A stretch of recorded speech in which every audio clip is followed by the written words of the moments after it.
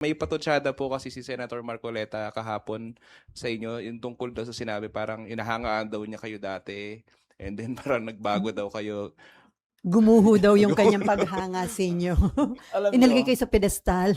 noong nasa media pa siya, hindi pa siya congressman, hindi pa siya senador, talagang ramdam ko naman yun kasi pag ini-interview niya ako, nag-express naman siya ng admiration for what I was doing sa PNP. Sinabi naman niya na kinonfide niya kay Senate President na hanga ako dyan kasi walang nakagawa ng ginawa niya nung PNP siya. And I also mentioned that in my speech, di ba? Na more than 50 years, consistent naman ako. So ang sagot ko lang, hindi naman ako nagbago at hindi naman ako kailanman magbabago.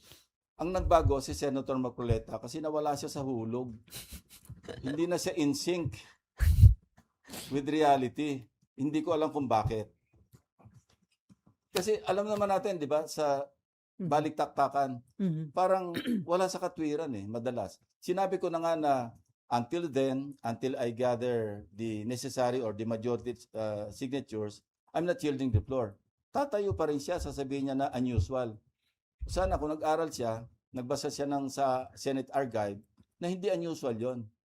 That's one of the usual occurrences sa Senate na any senator may not grant to be interpellated. Di ba nga minention si Senator Miriam, sponsorship speech, not even a privilege speech.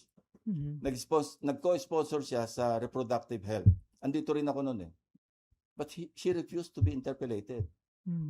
Yun ang medyo unusual, may she rest in peace. Pero nag-sponsor ka, at least man lang, ma-interpellate ka.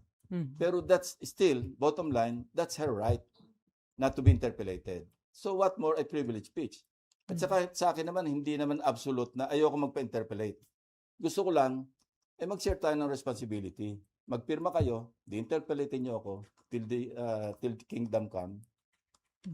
Pero so nagsimula ba na maging kontra fellow niyo si Marcoleta nung palitan niyo siya as Blue Ribbon Committee Chairman? Simula nung kami, yun ang pinag-ugatan ng pagiging BFF namin dalawa. Parang, ewan ko lang sa akin lang ito, parang hindi niya matanggap na napalitan siyang Blue Ribbon. Kasi alam nyo, nung nagpo-form kami sana, nasa minority kami noon, kaming 5. Senator Soto, Senator Lawrence, Senator Mix, Senator Risa, and ako. Tawagan namin sarili namin sa Munting Pangarap, Mythical 5. Kami minority. But of course, before the session opened, yung 20th Congress, siyempre, kinakausap namin yung mga ibang pwede naming ma-recruit para pag open ng session, si SP Soto, yung maging Senate President. One of them, si Senator Marcoleta. Dalawa lang yung kanyang parang non-negotiable. Blue Ribbon and Justice. Sabi namin, go. Okay. Kung makukuha ni Senate President, that's yours. Kaya ko lang naman ako sabihin natin na nag-speculate na ba kayo ng sama ng loob niya. Kasi 2 hearings lang, napalitan na siya. So, yun. Sana maging BFF uli kami na totoong BFF. Okay. Sir, There's always a proper time for that.